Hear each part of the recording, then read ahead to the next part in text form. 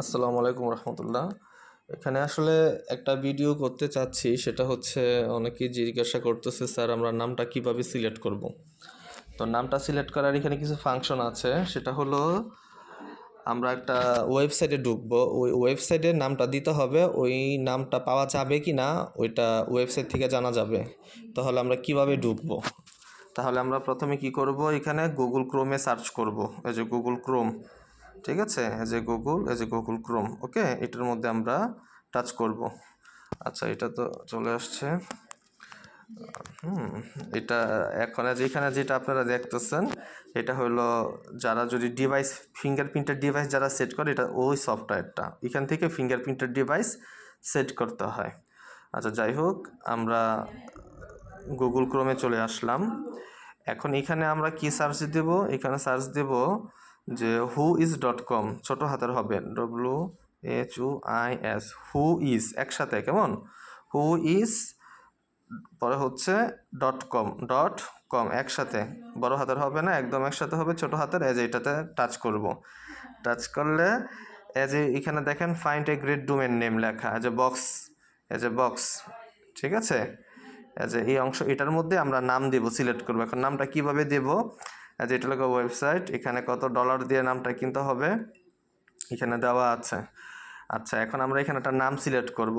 ধরেন Bangladesh school .com, না মানে বাংলাদেশ হাই স্কুল। এখন নামটা মূলত যত ছোট হয় আর কি, নামটা যত ছোট দেওয়া যায়, কারণ গার্জেনটা এটা তো টাইপ করবে, এর জন্য ছোট দিতে হবে, সংক্ষিপ্ত আকারে দিতে হবে। যেমন একটা স্কুলের বড় নাম, এটার প্রতিটা নাম থেকে একটা করে লেটার নিয়ে আসবেন, দিয়ে সার্চ দিতে হবে। যেমন বাংলাদেশ, যেমন ধরেন কি শিবপুর আদর্শ বিদ্যানিকেতন, একটা স্কুলের নাম শিবপুর আদর্শ বিদ্যানিকেতন, কেমন। তাহলে আমি এখানে শিবপুর আদর্শ বিদ্যানিকেতন, এত বড় তো আর অ্যাড করা যাবে না। এখানে আমরা শিবপুরটা লিখি, এমন ছোট হাতের, কোনো বড় হাতের হবে না, SHIBPUR, শিবপুর আদর্শ বিদ্যানিকেতন। তো আদর্শ থেকে দিলেন এ দিলাম, বিদ্যানিকেতন থেকে বি দিলাম, পরে দিলাম .com।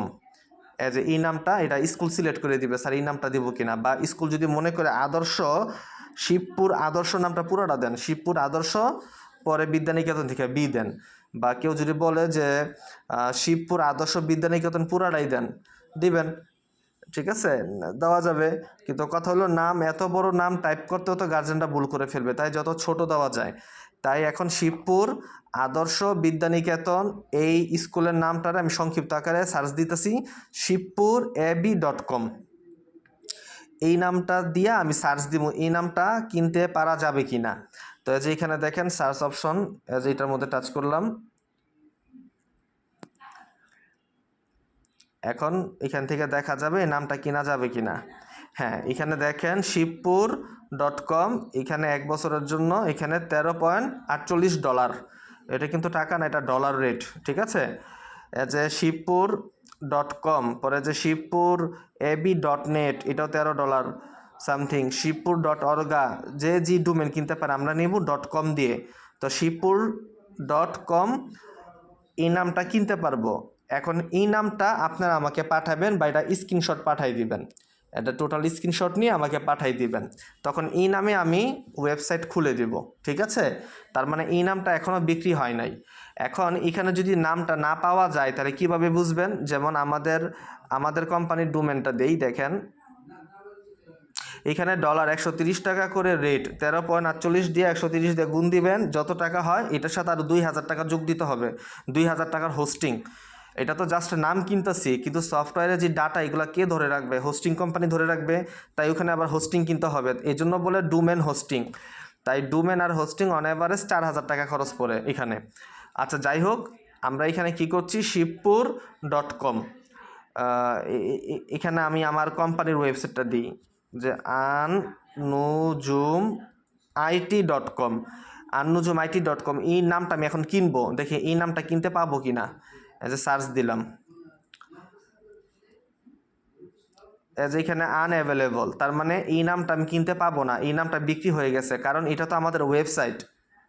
ঠিক আছে, এইভাবে আপনারা নাম দিবেন। নাম দেওয়ার পরে যদি দেখেন আনঅ্যাভেলেবল, স্যারকে বলবেন যে স্যার যেটা কিনা যাবে না এই নামটা একটু চেঞ্জ করে দেন। তখন স্যারেরা একটু নামটা চেঞ্জ করে দিবে, তখন আপনি আবার সার্চ দিয়ে দিবেন যে এই নামটা কিনা যাবে কি না।